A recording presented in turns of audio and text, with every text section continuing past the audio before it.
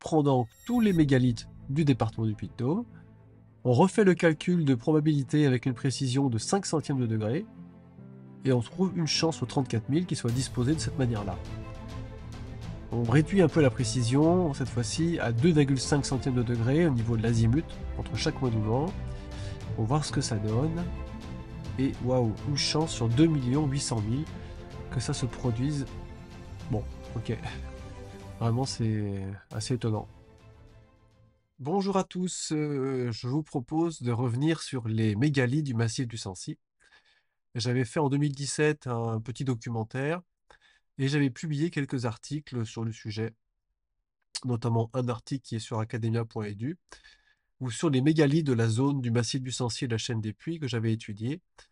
J'avais constaté qu'il y avait une quinzaine de dolmens et menhirs en tout, et qu'ils avaient été disposés en suivant des principes géométriques qui avaient été identifiés en Bretagne par les membres de l'association de Howard Crowhurst, notamment Howard Crowhurst, et également qui avait commencé à être entrevu par une association qui s'appelait l'association archéologique Kergal à la fin des années 70, et que Howard a développé ensuite et qui a donné lieu à son livre Principe sur la première architecture monumentale.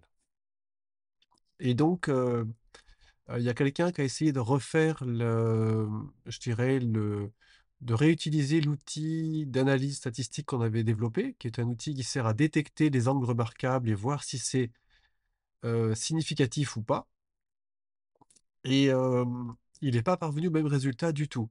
Et globalement, lui, il pense que c'est pas du tout significatif. Mais on va examiner ce qu'il a fait. Puis c'est l'occasion aussi d'approfondir un petit peu ce qui avait été fait en 2017, parce qu'entre-temps, j'avais parfois intégré d'autres monuments, apporté et fait d'autres articles sur le sujet. Et donc, il n'y a jamais eu de mise à jour, je dirais, complète sur ces mégalithes dans le massif du Sancy, qui est pourtant la région où j'habite.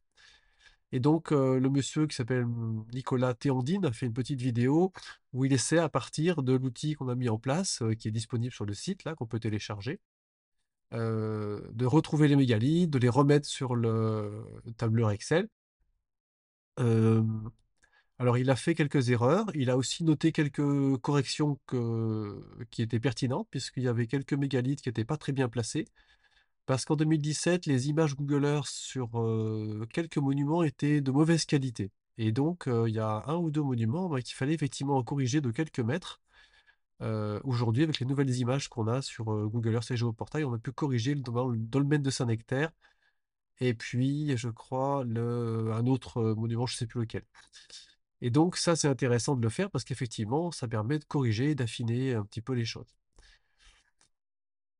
Donc, on va regarder tout de suite quels sont les points sur lesquels je pense qu'il s'est trompé, où il n'a pas compris le protocole, et puis les points où c'est intéressant ce qu'il apporte. Et on va refaire le calcul en intégralité, en intégrant tous les mégalithes, et on va discuter aussi de monuments qui peuvent ou pas être intégrés dans la base de données.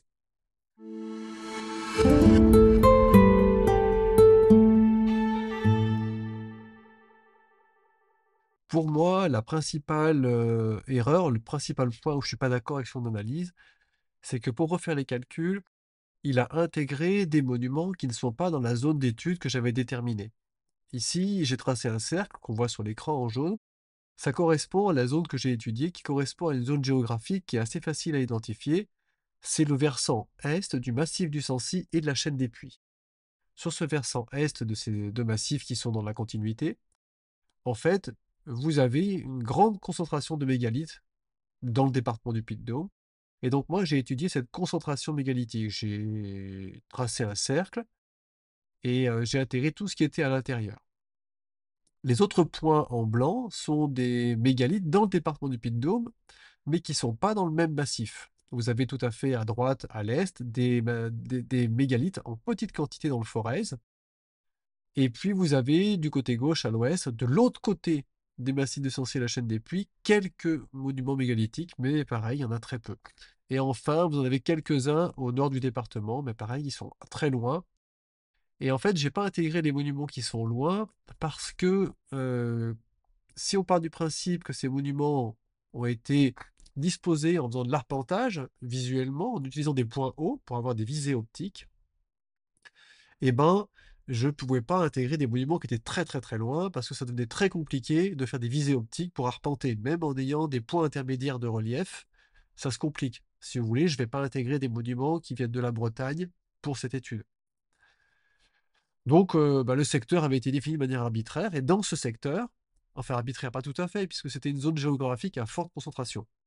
Et dans ce secteur, eh ben, on intègre tous les monuments.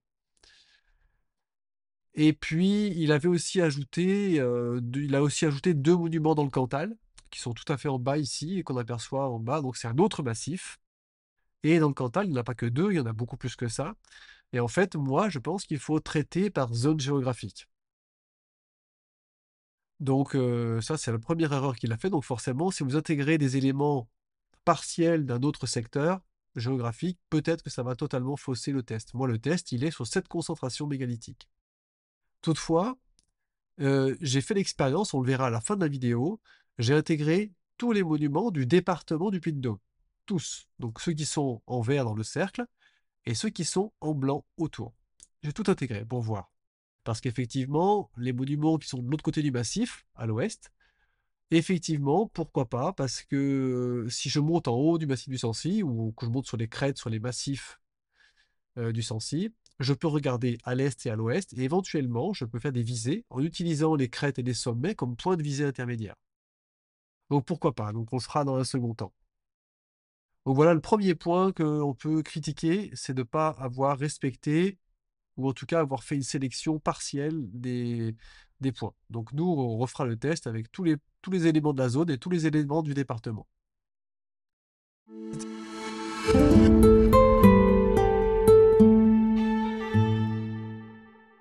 Maintenant, on va examiner les monuments, voir pourquoi Nicolas Théondine a enlevé quelques monuments.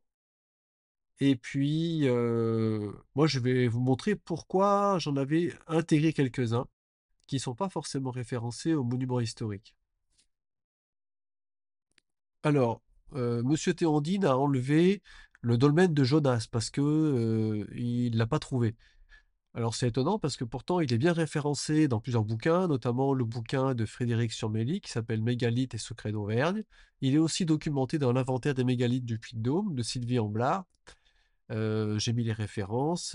Pourtant il a consulté cet inventaire, mais je pense qu'il n'a pas trouvé parce que le nom indiqué dans certains ouvrages est plutôt dolmen de Saint-Diéry. Donc c'est peut-être ça qu'il a dû en erreur, mais toujours est-il qu'il a enlevé un monument qui n'aurait pas dû être enlevé puisqu'il existe bien. C'est un dolmen qui est facilement identifiable. Et il se trouve sur un terrain privé par contre, donc c'est compliqué d'aller le voir, mais on le voit du terrain, on le voit très bien. Il y a un grillage et on le voit de l'autre côté. Le menhir de Martinanche. Alors effectivement, il n'a rien à faire dans cette base de données. Je ne sais pas pourquoi il l'a vu sur un article que j'ai fait. En tout cas, il n'est pas dans la première étude en 2017. Peut-être qu'à un moment donné, j'ai dû le mettre pour tester parce que c'est un menhir suspecté. Maintenant, je ne sais pas si c'est fiable, donc du coup, effectivement, on peut l'enlever, le menhir de Martinanche. Il y avait également le dolmen de Saillant, le Pierre Roland, qu'on appelle aussi la pierre de Roland. Il a modifié la position GPS, pourquoi pas. Moi, du coup, j'ai fait comme il suggère, on a repris les données avec Géoportail et Google Earth pour comparer. Donc on peut modifier éventuellement le point GPS en prenant celui de Google Earth. Le dolmen ruiné de Sapcha. Alors lui, il l'a repositionné, mais il a fait une erreur. Il l'a positionné sur une pierre, qui est une pierre qui a été roulée. Or, ce dolmen, il est totalement démantelé. Et on peut voir sur la photo que je vous joins l'ensemble des pierres qui restent. C'est une photo ancienne, donc on le voit bien en fait, là, ici. Et la plus grosse pierre, c'est celle qui est au fond. Vraiment, c'est la plus grosse, hein, la plus lourde, la plus massive. Et je pense que le point de ce dolmen, il faut le mettre au centre de ces pierres et non sur la pierre à droite, comme lui il l'a fait là, qui est la plus à droite, parce qu'on la voit bien vue du ciel. Non, en fait, il y a des pierres qui sont pris aujourd'hui dans la végétation qu'on ne voit pas vue du ciel.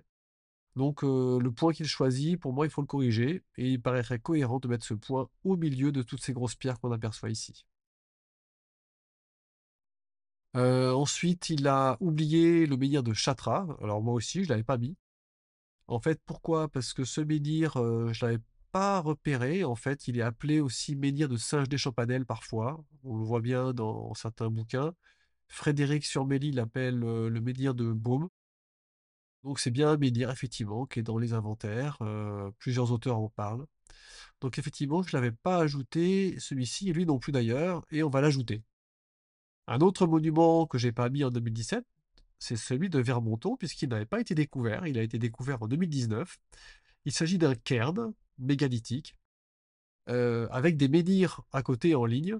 Et donc, la position des menhirs en ligne est pas ultra précise. En revanche, le cairn, je sais exactement où il se trouvait. Voilà, c'est à côté de l'autoroute. Et donc, on a des images et on peut parfaitement le localiser. Et on sait où il est. Aujourd'hui, il est plus visible puisqu'il a été détruit à cause des travaux. Mais voilà, donc c'est des monuments à rajouter. Ensuite vient la question d'identifier des pierres dressées qui ne sont pas forcément répertoriées par les historiens ou les archéologues, qui ne sont pas forcément dans les bases des monuments historiques. Et comment est-ce qu'on peut déterminer si une pierre dressée est un menhir ou pas? Par exemple, Monsieur Théroudine, il a voulu enlever de la base le menhir de Saillant parce qu'il considère que c'est pas un menhir. Pourtant, il n'a pas vu qu'il y a des textes qui en parlent, et notamment Jean-Pierre Bouillet, à la page 11 de son livre, qui est un livre de 1848, je crois. Et il situe ce menhir entre Saillant et Verrières. Et il y a une autre personne qui en parle, c'est l'abbé Croiset, dans une notice sur son nectaire, à la page 60. Il cite également ce menhir, en signalant qu'il est de petite taille. Et de toute évidence, moi j'ai cherché entre Saillant et Saint-Nectaire et j'ai jamais trouvé ce menhir. En revanche, à Saillant, quand on part sur la route de Verrières, il y a ce petit menhir qui est de petite taille, qui est enfoncé dans le sol profondément, très probablement, hein, puisqu'il y a un trottoir aussi qui le recouvre en partie. Et donc il est là. Et c'est une pierre que j'ai trouvée en fait par déduction géométrique. Alors je vous montrerai tout à l'heure comment j'ai trouvé cette pierre-là. Mais en tout cas, celle-ci, elle est bien décrite dans des textes. Et donc, lui, il l'a pas vue. Et donc, du coup, au prétexte qu'elle est petite, il veut pas considérer que c'est un menhir. Il faut savoir qu'à quelques 1300 mètres d'ici, il y a un autre menhir qui s'appelle le menhir Saint-Roch, à 1300 mètres à peu près, et qui a exactement la même circonférence et qui est également constitué d'une orgue basaltique qu'on a enlevée de la roche et qu'on a érigée ici. Ici, en l'occurrence, ce menhir, ça se trouve, il est brisé. Le deuxième menhir qu'il n'a pas voulu intégrer, c'est le menhir de la Roche-Nitée, qui lui est pas du tout référencé dans des textes, j'ai trouvé aucune information là-dessus, mais je vous expliquerai comment je l'ai découvert. Mais globalement, sur quelle base rationnelle on peut déclasser une pierre dressée comme n'étant pas un menhir? Cette question est importante. Est-ce qu'on doit ne jamais considérer une pierre dressée au prétexte que les auteurs précédents ne l'ont jamais citée? La réponse est non, parce que les inventaires des auteurs qui nous précèdent ne sont pas complets. Il existe de très nombreuses pierres dressées qui n'ont même pas été inventoriées dans le massif du Sancy. Et Sylvie Amblard, dans son article, elle indique des pierres, elle dit menhir hypothétique, mais elle est loin d'avoir indiqué toutes les pierres présentes dans la région. Les pierres dressées, il y en a plein d'autres que j'ai pu croiser. Alors, peut-on considérer ensuite qu'un menhir est douteux parce qu'il est de petite taille? Mais la réponse est non. On a plein de menhirs qui sont référencés aux monuments historiques dans la région, le menhir de Villars, le menhir Saint-Roch, qui sont de toute petite taille, avec une section qui ne dépasse pas 40-50 cm. Donc non, la taille n'est pas forcément un critère dans la région. Peut-on déclasser un menhir parce qu'il n'est pas très haut? Non plus, parce que tout simplement, il peut être brisé. Et enfin, est-ce qu'on peut déclasser un menhir au prétexte qu'il y a une croix chrétienne dessus? Non, parce que le réemploi des menhirs est assez systématique dans la région. Quasiment tous les menhirs ont été surmontés d'une croix à un moment donné. Donc au contraire, si on retrouve des pierres dressées avec une croix, on peut suspecter que c'est le réemploi par le christianisme de monuments païens. Il y a des fois, j'ai pu constater que certaines pierres dressées ne sont pas des menhirs, parce que sur des cartes, j'ai retrouvé qu'il s'agissait par exemple d'anciennes bandes forestières. C'est le cas notamment dans les environs du lac Pamin, où il y a pas mal de bandes forestières qui vraiment s'apparentent à des menhirs, et j'ai pu découvrir que c'était pas des menhirs. Les autres exemples, ce sont des pierres dressées, mais qui sont posées sur un socle qui a été façonné et on a posé la pierre dessus. Ça, c'est pareil, ça semble être plus récent et ça semble, pas être la méthode employée par les peuples mégalithiques qui, eux, enfonçaient la pierre dans le sol et donc ça, c'est un autre critère qu'on peut avoir pour le différencier et puis ce qu'on peut remarquer dans la région, c'est que les menhirs sont souvent dans des zones avec une grande visibilité géographique. Ils sont rarement dans une cuvette où on n'a pas de visibilité. C'est des zones où on a une visibilité qui est très importante. On voit des points hauts pas loin, enfin on voit loin. Ils sont très souvent à proximité d'un dolmen, la majorité, et quasiment tous ont été christianisés. Il y a eu une croix posée dessus et si elle y est plus, il y a un trou qui reste présent, où il reste l'enduit en ciment sur lequel on avait fixé une croix en pierre. Donc ça peut être des critères pour essayer d'identifier une pierre dressée comme étant un menhir. Et pour aller plus loin, puisqu'on ne peut pas faire des fouilles au pied des pierres, on ne peut pas aller chercher des artefacts du néolithique, moi je propose que l'on essaie de les tester pour voir s'ils rentrent dans ce système géométrique qu'utilisaient les arpenteurs et s'ils entrent à l'intérieur et ben, ça amène un élément de plus pouvant les faire rentrer dans la catégorie des menhirs et vous allez le voir, je vais vous montrer maintenant, c'est comme ça que j'ai découvert le menhir de Saillant et de Roche-Nité que monsieur Thérondine ne veut pas intégrer.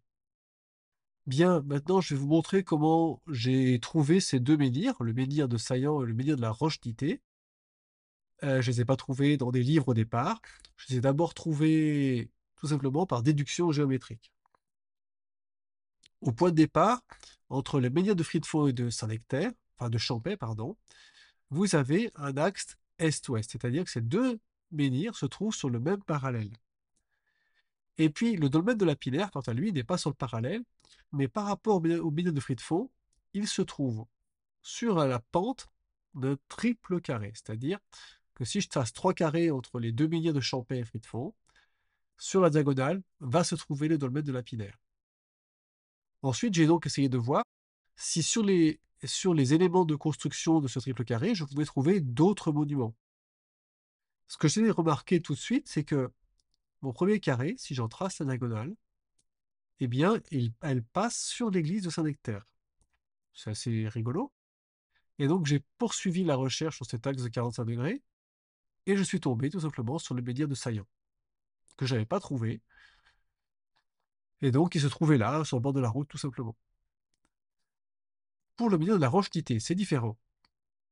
Pour le trouver, enfin, en fait, je cherchais éventuellement d'autres monuments, ou je cherchais à relier les monuments entre eux avec des triplets pythagoriciens, c'est-à-dire avec des triangles de Pythagore, comme le 3, 4, 5, le 5, 12, 13, ou le 7, 24, 25, qui sont des triangles en nombre entier, triangles rectangles. Et ces triangles, souvent, si vous divisez l'angle de pente des triangles en deux, vous obtenez celui d'une autre figure géométrique simple. Et donc, c'est ce que j'ai utilisé comme méthode.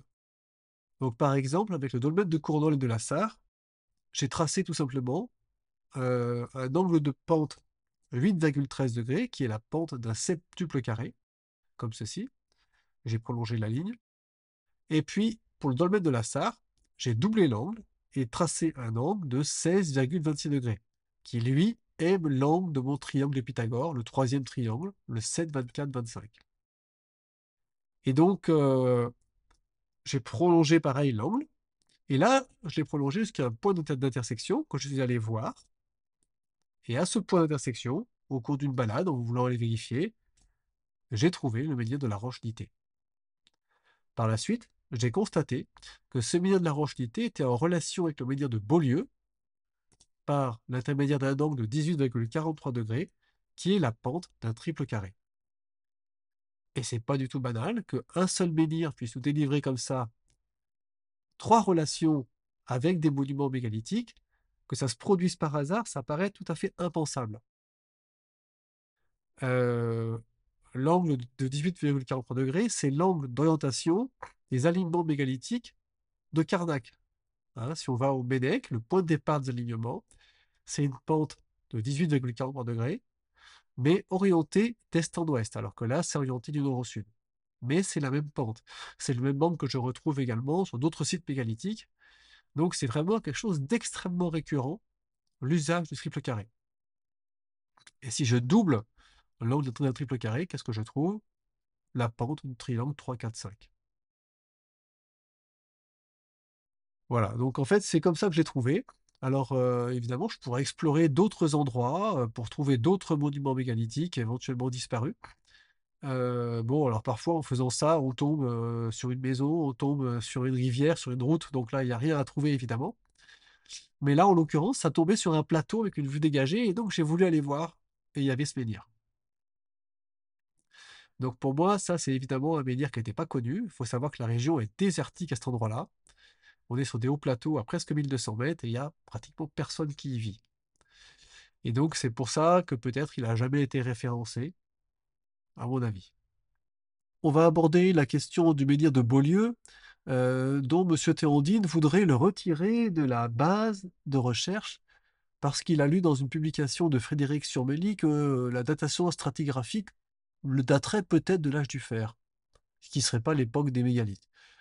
Voilà, il faut faire attention parce que d'abord, c'est une datation tout à fait indirecte. Il n'y a eu aucune datation au carbone 14 à partir de débris organiques qui auraient été trouvés, par exemple, sous le menhir. Et dans son article, Frédéric Surmelli, il dit, il base sa réflexion sur le fait qu'il n'y a pas de pierre de calage de grande taille. Les pierres de calage, c'est ce qui sert à faire tenir le menhir. Il dit bien, pas de pierre de calage de grande taille. Et il déduit et écrit ce qui s'apparente plutôt à une stèle de l'âge du fer. Alors attention, ce qui s'apparente, ça ne veut pas dire que c'est un menhir d'âge du fer. Et compte tenu de la masse et la taille du menhir, 18 tonnes, 5,70 m, hein, il est enfoncé de 3 mètres dans le sol, ça s'apparente beaucoup plus à un mégalithe. Et s'il est enfoncé de 3 mètres dans le sol, à mon avis, il n'y a pas besoin de pierre de calage, hein. Il va tenir tout seul. Il faut savoir également que ce menhir provient de la même vallée, la vallée de l'Artière, d'où provient également le menhir d'Aubière, juste à côté, sur lequel il y a bien des pierres de calage, le dolmen de la Sarre, juste à côté, et le menhir du Puy de la Poix, également juste à côté. Donc vous avez quatre monuments mégalithiques massifs qui viennent de la même vallée, qui sont de la même roche, implantés dans le même secteur, donc ils sont contemporains. Je veux dire, on ne peut pas dire, voilà, celui-là, il est peut-être de l'âge de fer. Alors, l'autre argument qu'il a constaté, c'est que il a trouvé des tessons de poterie d'une période qu'on appelle le Laténien, environ 400 avant Jésus-Christ. Mais attention, il faut regarder où ont été trouvés les tessons de poterie, hein. C'est des tout petits morceaux. À partir de ces petits morceaux, ils essayent de reconstituer la forme pour dire que c'est peut-être de l'époque du Laténien où on faisait des poteries comme ça. Et les morceaux ont été retrouvés euh, en surface, à faible profondeur, à quelques mètres, et non sous le menhir. Il a retrouvé un ou deux débris, ouais, en faisant des fouilles au pied du menhir, mais tout le reste a été trouvé ailleurs. Donc c'est un ou deux, c'est peut-être l'anomalie, c'est peut-être qu'il y a eu des fouilles sauvages qui ont été faites pour enfouir des trésors, pour chercher les trésors, etc., au cours des siècles et des millénaires depuis l'installation du mégalithe. Franchement, il n'y a absolument rien qui permet de dire que ce mégalithe n'a rien à voir avec les mégalithes. Il a toutes les caractéristiques d'un mégalithe. Il fait 18 tonnes, il est immense, c'est le plus gros du secteur. Il vient de la même vallée que certains mégalithes que Frédéric Surmély considère comme authentiques. Donc, bah, on a quand même tendance à dire que ces monuments sont contemporains. Et pour en être sûr, il faudrait faire des datations en carbone 14, et il n'y en a aucune qui a été faite. Voilà, en outre, au cours de l'histoire, les humains ont systématiquement réemployé les lieux sacrés, les lieux de culte, pour les intégrer dans leur nouvelle architecture. C'est systématique. Même aujourd'hui encore, le grand musée du Caire, par exemple, devant les pyramides, a été construit et disposé de manière à être orienté vers les 3 sommets des pyramides de Gizeh. Ok, même aujourd'hui, ça a été fait, ça. Ok, réutiliser ce qui existe, c'est systématique. Ok, toutes les cultures font cela. Donc l'histoire de se casser la tête sur la chronologie, à mon avis, c'est se faire des nœuds au cerveau pour rien. Enfin, pour finir, à propos des mégalithes que l'on peut référencer ou pas, il y en a deux qui quand même me semblent dignes d'intérêt. Il y en a un, c'est le menhir de Gourdon, qui a été identifié par Sylvie Amblard. Elle n'est pas sûre que c'en est un, mais je l'ai retrouvé et il faut savoir qu'il est à proximité d'un ancien dolmen qui a été détruit et qui a disparu aujourd'hui. Et il est sur une zone où on a une grande visibilité. Donc je pense que ça paraît tout à fait possible de l'intégrer dans la base. Et enfin, il y a un dolmen qui a été découvert par des chercheurs avec l'équipe de Frédéric Surmelli. Il s'appelle le dolmen de Chabarot et à ce jour, les auteurs n'ont pas publié l'emplacement. Donc personne ne sait où il est et personne n'en parle. Il n'y a que qui en parle dans un article et c'est tout. Vous ne trouverez rien sur Internet à ce propos. Donc on ne sait pas où il se trouve ce dolmen et il faut savoir que régulièrement, les données archéologiques ne sont pas rendues publiques parce que, il y a une loi d'ailleurs, hein, qui fait que certaines données ne sont pas rendues publiques et on ne peut pas y accéder. Mais je pense que je vais pouvoir le retrouver. Alors pour l'instant, je ne l'ai pas. Et je vais tout simplement essayer de le retrouver par déduction géométrique. Parce que j'ai une petite idée d'où il pourrait se trouver. Donc j'ai pas encore entrepris de le faire, mais je vais le faire et je pense que je vais le trouver comme ça.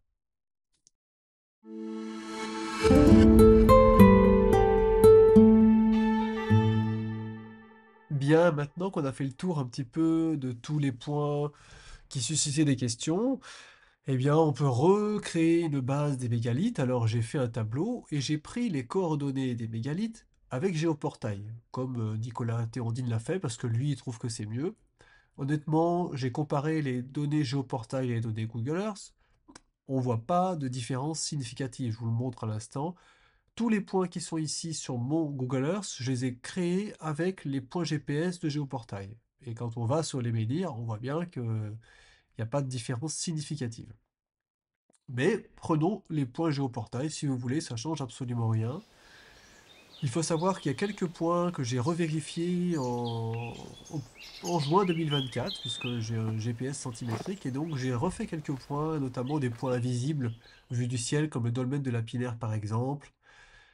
Et donc voilà, petit à petit, je vais tous les refaire pour avoir un point ultra précis, puisque c'est un GPS qui est précis en théorie au centimètre près. Alors voici le tableau avec les coordonnées GPS de tous les mégalithes du département.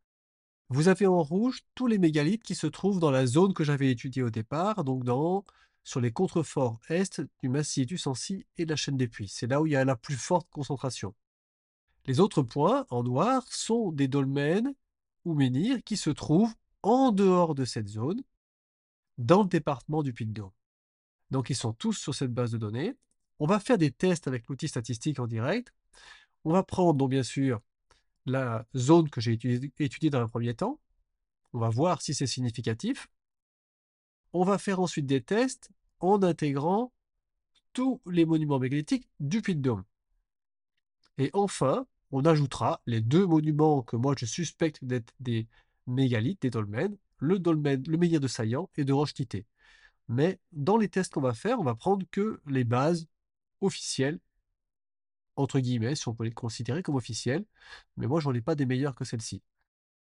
Alors, avant de lancer les calculs, il faut qu'on détermine quels sont les angles qu'on va rechercher entre les mégalithes. La première chose qu'on peut faire, effectivement, c'est de chercher des angles droits, c'est-à-dire, par exemple, est-ce que les mégalithes se retrouvent sur les axes cardinaux, nord, sud, est, ouest, par exemple.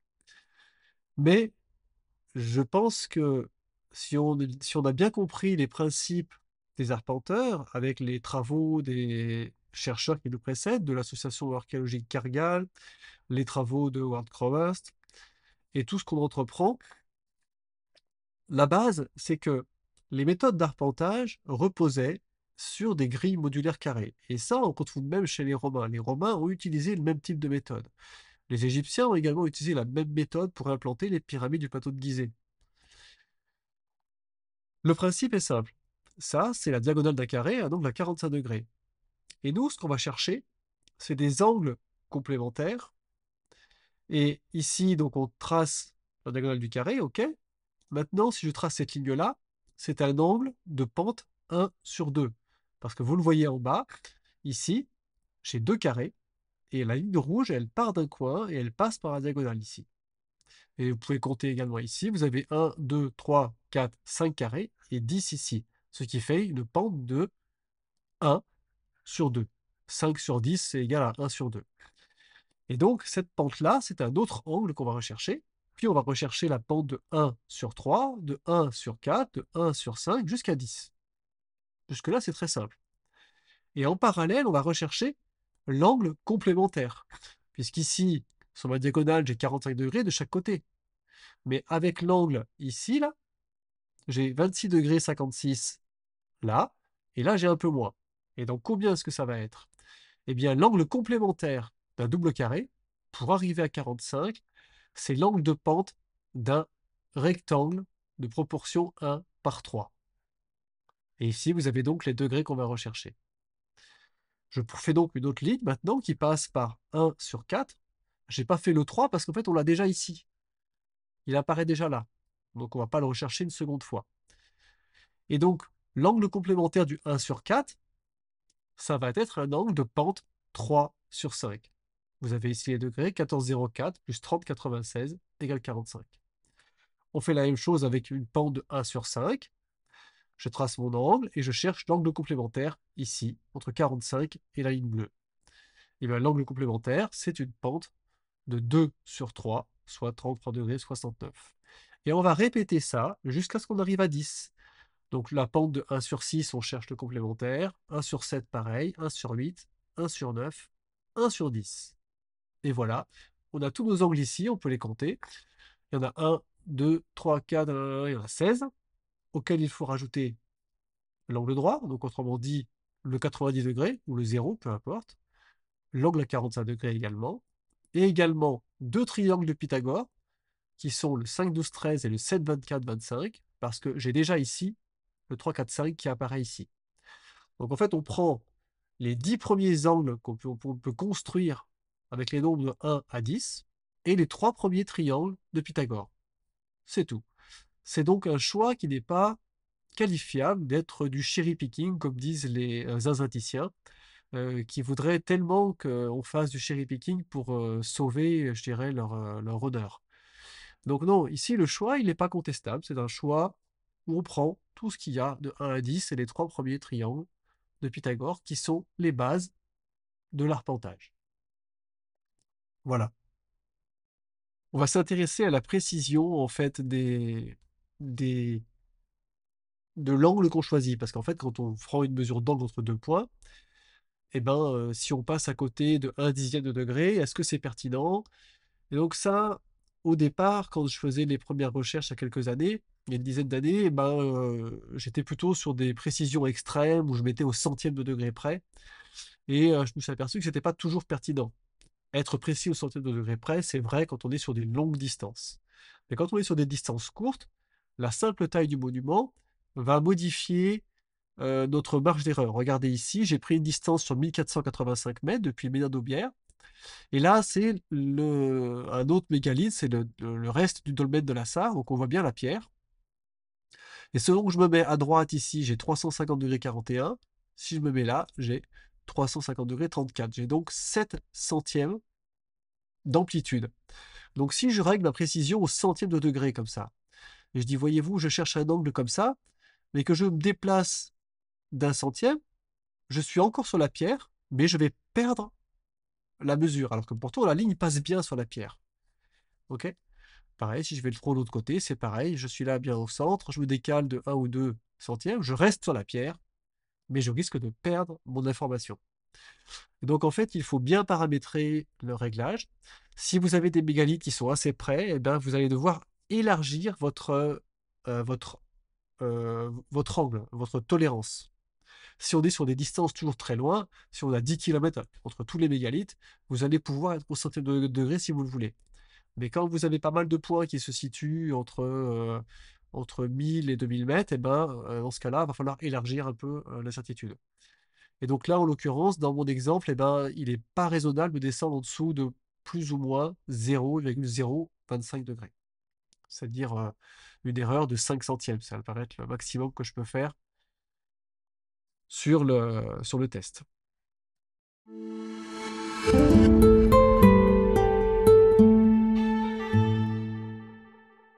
Bien, maintenant, on va passer au test. Donc, vous avez sur ce tableur qu'on peut télécharger sur notre site internet, il y a également une notice qui explique comment ça marche, hein. C'est un calcul de probabilité. Alors, il faut savoir que tous les calculs de probabilité ne peuvent pas être parfaits, mais celui-ci est ce qu'on a trouvé de plus précis, de plus fiable. On essaiera de l'améliorer dans les années à venir, avec notamment des tests, voilà, avec d'autres outils. mais il donne quand même une très bonne indication pour savoir si un test est significatif ou non. En général, en science, on considère qu'à une chance sur 20, ça commence à être significatif, mais ici, on va prendre un peu de sécurité et on va dire qu'il faut bien une chance sur 100 pour qu'un test devienne significatif dans le cadre de nos recherches, quoi. Donc, vous avez à gauche les coordonnées des mégalithes. Alors, ce qui est en rouge, ce sont les mégalithes de la zone que nous avons étudiée, celle que Nicolas Théandine a essayé de regarder. Donc, on a complété cette zone, on a corrigé les données GPS, on a pris comme il le souhaitait les données géoportail, on a rajouté des menhirs qu'on avait oubliés, lui comme moi, on les avait pas mis, notamment le menhir de Chatra. On a rajouté le cairn de Vermonton qui a été découvert en 2019, donc forcément je ne le connaissais pas au moment où j'ai fait les premières publications. Voilà, donc on a donc 16 monuments à tester, 17 pardon, et donc on va faire un premier test et on règle la précision. Donc ici on va commencer avec une précision qui est assez large, 0,1 degré, pour que vous puissiez vous rendre compte de ce que ça donne. 0,1 ça commence à être beaucoup, mais on va réduire la précision au fur et à mesure. Vous comprenez bien que plus je mets de précision dans mon test, plus je vais trouver de choses, parce qu'en fait c'est comme si je visais une cible en m'autorisant une grande marge d'erreur. Donc j'ai plus de chances d'y parvenir, mais forcément, plus j'augmente l'incertitude ou la précision, eh bien plus je vais trouver des choses et moins ça va être significatif d'un point de vue statistique. Alors, il suffit une fois qu'on a fait ça, de bien lancer le résultat, le calcul. Donc ça prend un petit peu de temps parce qu'en fait, il efface les données du calcul précédent et ensuite il va refaire les calculs. Comme autre petit détail, pensez bien quand vous le faites à mettre les coordonnées en degrés décimaux avec une virgule. Il ne faut pas mettre un point. Donc vous mettez longitude, latitude. Et puis lorsqu'il y a un espace ici entre les lignes là, en fait, le calcul s'arrête dès qu'il y a un espace, une ligne vide, il arrête de prendre les calculs. Donc là, il vient de terminer. Et donc sur les 17 monuments qui sont ici, avec cette précision-là, il est dit qu'il y a une chance sur 38. Donc c'est pas très significatif. Mais on va réduire la précision parce qu'en fait, forcément, je trouve un peu ce que je veux quand j'élargis. Donc on va réduire petit à petit. Donc là, on est à plus ou moins 0,075 degrés. Donc c'est très peu, mais c'est encore peut-être beaucoup. Donc on lance le calcul. Donc ce que je vous expliquais ici, quand vous avez ici en noir, ce sont les menhirs du Puy de Dôme qui ne sont pas dans le secteur d'études, mais qu'on va ajouter ensuite. Et en bleu ici, ce sont les menhirs que moi j'ai intégrés, que Nicolas Théandine a supprimés, et on va les rajouter à la fin pour voir si ça vaut le coup de les rajouter ou pas. Donc là, voilà, il a fait le calcul. Donc là, en réduisant la précision, vous voyez, ça devient significatif. On a une chance sur 128. Il trouve 27 angles. Et il y en a 10 qui sont des doublons, parce qu'en fait, quand on mesure dans les deux sens, parfois c'est le même angle, donc il faut... Enfin, c'est expliqué sur la notice, ça. Je vous laisserai lire ça. On va réduire la précision encore, voir un peu ce qui se passe quand on met une précision qui est un peu plus basse, donc 0,05 degrés, ça veut dire qu'on a plus ou moins 0,05. On lance le calcul. On va attendre quelques instants.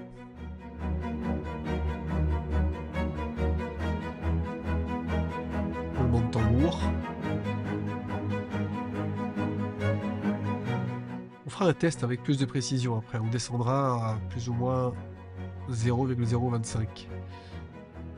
Voilà, une chance sur 364. Donc on devient de plus en plus significatif à mesure qu'on réduit la précision. Et il a quand même trouvé 14 angles remarquables. Et là, on réduit la précision.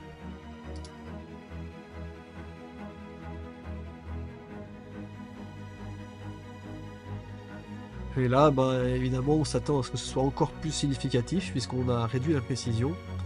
Et plus c'est précis, plus ça va être significatif.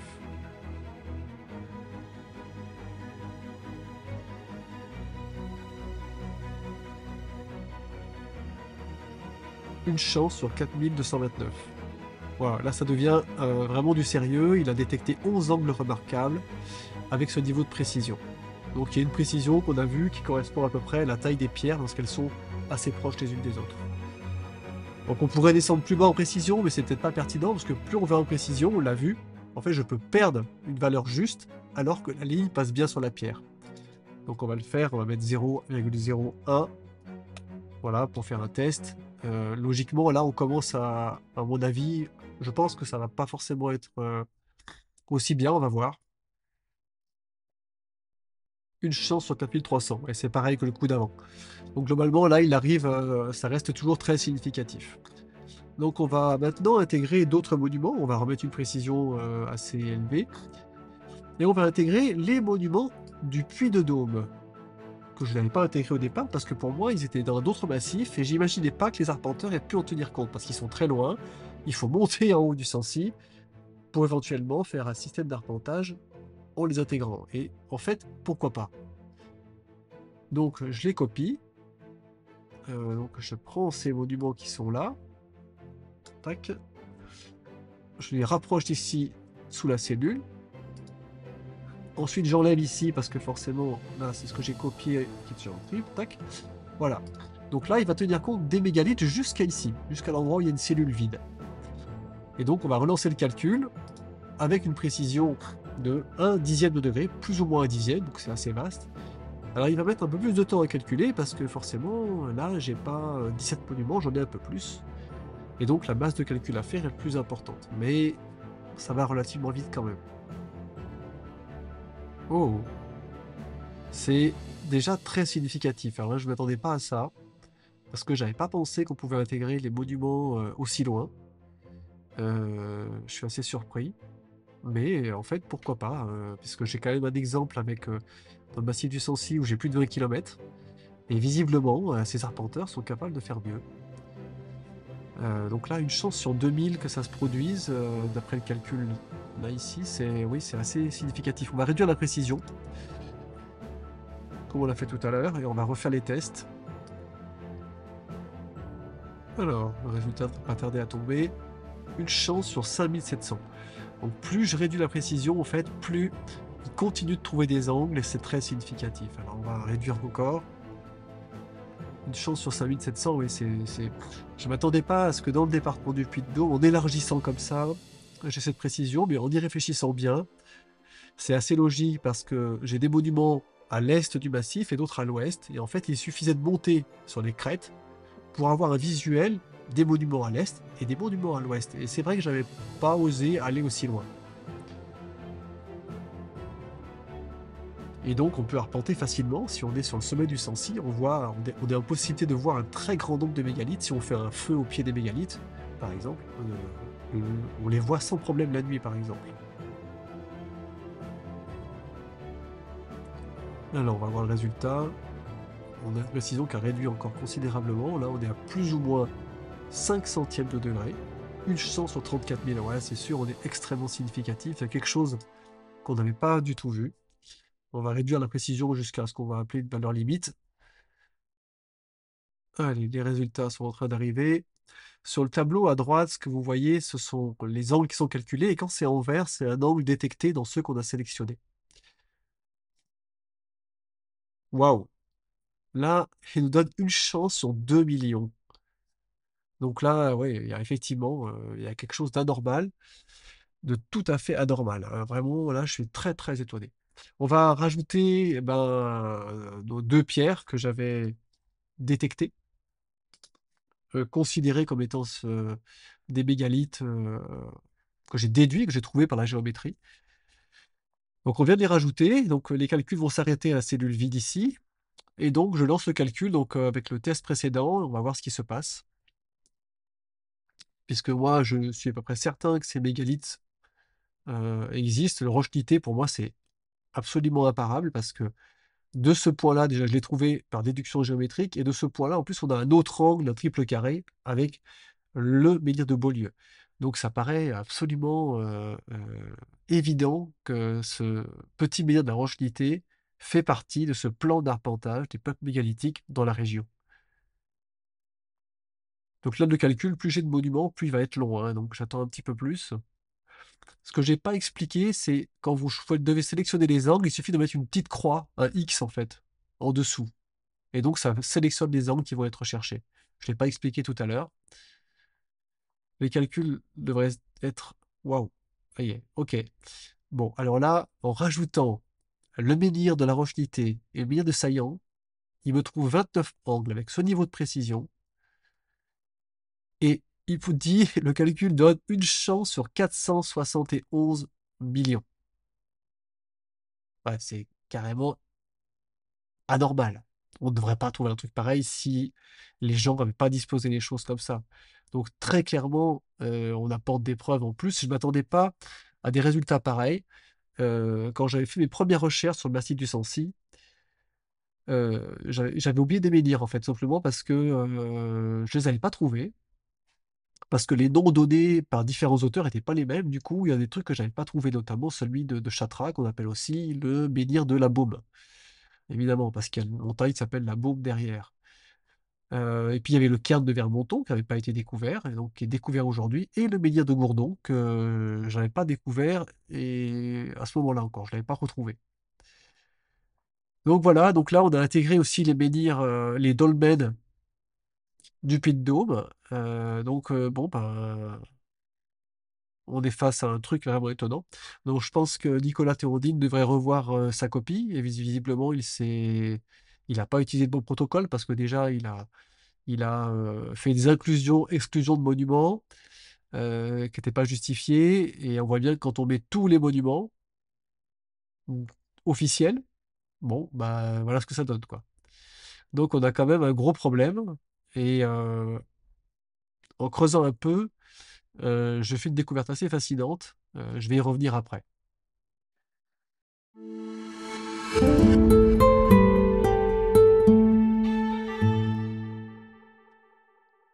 S'il y a une géométrie, si ces monuments sont implantés en respectant des principes d'arpentage avec des bases de figures carrées, il y a forcément des unités de mesure qui sont cachées là-dedans. Et en 2017, j'avais publié un article où on avait testé toutes les distances entre les monuments avec un outil statistique qui allait chercher les multiples nombres entiers les plus redondants. Et il en avait trouvé quelques-unes, et une notamment qui était vraiment étonnante, qui était en relation avec les mesures anglaises. Et donc, c'était en fait une mesure qui nous indiquait qu'on avait le module le plus redondant faisait 300 yards anglais. Alors, le yard anglais mesure 91,44 cm. Et ça apparaissait à 10 reprises dans l'ensemble. On avait à 10 reprises des modules de 300 yards anglais, c'est-à-dire 274 mètres 35. Et on avait également des multiples, des fractions du mile anglais, un huitième de mile qui revenait à 8 reprises, et d'autres multiples en nombre entier du yard anglais. Donc c'était vraiment une surprise. On s'attendait à trouver le yard mégalithique, et on a trouvé surtout le yard anglais. Et en fait, c'est pas une surprise, parce que si vous avez suivi les bonus que j'ai fait sur Arpenteur du néolithique, il y a un bonus où on montre comment les mesures anglaises sont intégrées dans la géométrie. Et bien là, c'est pareil, on va aller voir une surprise, quelque chose que j'avais pas vu. Avec le menhir de Gourdon que voici ici, nous allons mesurer la distance entre ce menhir et le dolmen du parc à Saint-Nectaire. Alors, le dolmen du parc à Saint-Nectaire se trouve par ici. Alors, on ne voit pas très bien parce qu'il y a pas mal d'ombre sur l'image. Alors, si vous voulez, on va prendre une image plus ancienne où il y a moins d'ombre. Alors, voici une, on le voit ici. Et donc, on va mesurer l'angle. Et quand on mesure l'angle, qu'est-ce qu'on trouve? Regardez bien ce qu'on trouve. En fait, on trouve un angle qui vaut 243,44 et 25 000 pieds anglais. Alors, qu'est-ce que ça veut dire? Ça veut dire que 243,44, ça veut dire que par rapport à l'est ou à l'ouest, ici, là, ça c'est l'axe est-ouest, eh bien cet angle forme la pente d'un double carré.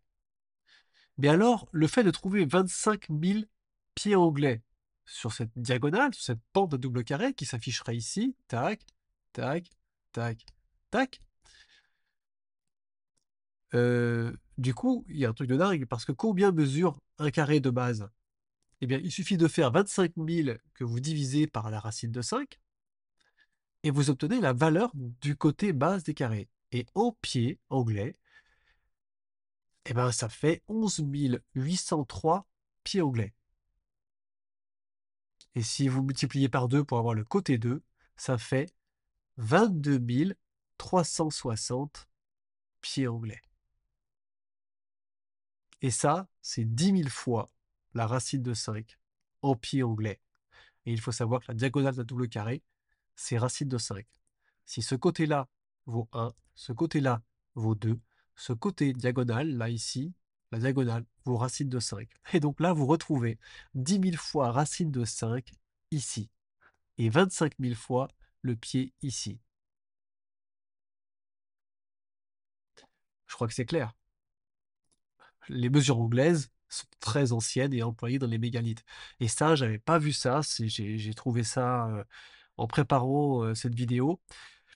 Bon, bah, ça fait que confirmer ce qu'on avait déjà déduit avant en étudiant les distances entre les monuments. Et donc, si vous avez, en plus de la géométrie, si vous avez une métrologie comme ça, il n'y a pas de doute, quoi. On est face à quelque chose d'anormal et qui a arpenté avec une précision diabolique, quoi. Diabolique, majestueuse, on va dire. Divine, si vous préférez, avec grande précision.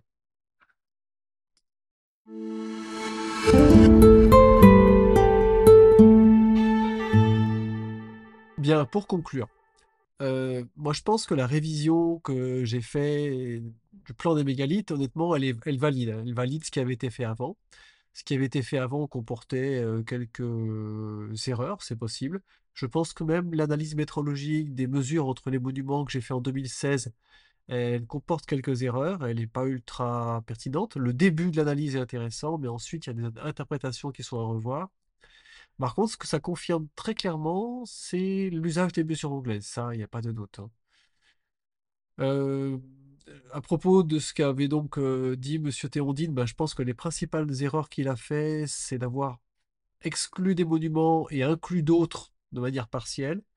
Donc, quand il va en prendre deux dans le Cantal, bon, ben, ça, c'est une erreur stratégique. Donc, forcément, en faisant ça, on risque de totalement biaiser et de perturber le calcul statistique. Il y a des monuments qu'il avait exclus, qu'il n'avait pas découverts, comme celui de Jonas, il n'avait pas vu où il se trouvait. Je pense qu'il a fait des erreurs de bonne foi, contrairement à d'autres zinzinticiens du web et de l'archéologie qui, eux, sont pas du tout de bonne foi.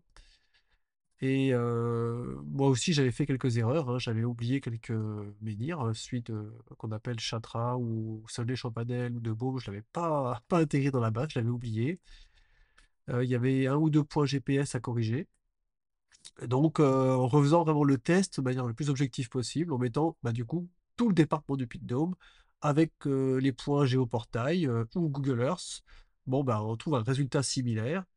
Euh, il semble évident qu'on a quelque chose qui se cache derrière. Et le fait qu'on retrouve aussi certaines mesures m'apparaît fondamental. Alors là, ici, j'ai pas trop développé les mesures, mais il y a d'autres choses dans les mesures entre les monuments. Ça fera peut-être l'objet d'une seconde vidéo parce qu'il y a des redondances de mesures qui, pareil, émergent de manière tout à fait anormale que le hasard ne peut pas expliquer. Et ça fait un petit moment que je dis maintenant, quand on retrouve les mesures anglaises, c'est devenu normal, parce que les peuples mégalithiques utilisent les mesures anglaises. C'est fondamental de l'avoir en tête. Les mesures anglaises sont liées aux mesures mégalithiques. Le rapport entre le yard mégalithique et le pied anglais, c'est un dixième de la période de révolution lunaire draconique, c'est-à-dire 27,212 jours. Ça, si vous prenez 10 pieds anglais, eh bien, ça fait 10 yards, pardon, 10 yards mégalithiques. Si vous le convertissez en pieds anglais, ça fait 27,212 pieds anglais. Et les mesures anciennes, ce que j'ai compris, c'est qu'elles sont reliées entre elles par des principes astronomiques, hein. On l'a vu avec la coudée royale, je l'ai expliqué il n'y a pas très longtemps dans une récente vidéo. La coudée royale, elle est liée au nombre pi, au mètre, et à la période de révolution de la Lune et de la Terre. Et ça fait partie des principes que que j'ai découverts, parce que c'est ce que j'ai le plus cherché, la métrologie, plus que les principes de géométrie et d'astrogéométrie. C'est vraiment la métrologie que je voulais comprendre.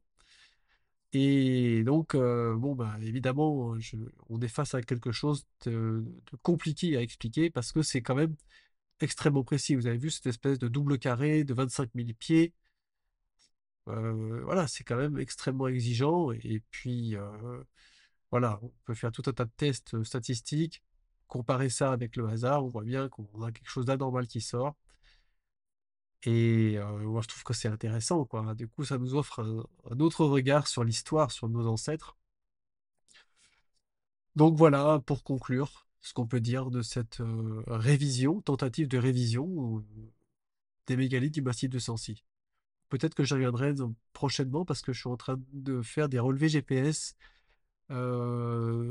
des plus précis pour voir si ça colle bien avec ce qu'on a sur Géoportail et Google Earth. Voilà, et puis il y a toute la notion de mesure que j'ai pas abordée. Je vous remercie de votre attention et je vous dis à bientôt.